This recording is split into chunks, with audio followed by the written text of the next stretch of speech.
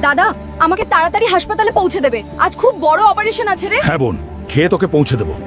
বোন বলতো তোর জন্মদিনে কি চাই রে?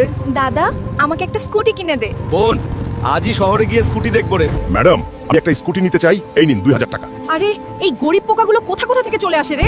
বেরিয়ে যা এখান থেকে। 2000 টাকায় গাড়ির দুটো চাকাও আসবে না রে। বেরিয়ে যা বলছি। ওরা আমাকে কুকুরের মতন তাড়িয়ে দিল। বোনকে আমি এখন কি দেব রে? শুনুন শুনুন, শহরে একটা বিশাল ডাইনোসর ঢুকে এসেছে, যে মারতে পারবে তাকে 1 কোটি টাকা দেওয়া হবে। আমি ওই ডাইনোসর মারবো রে।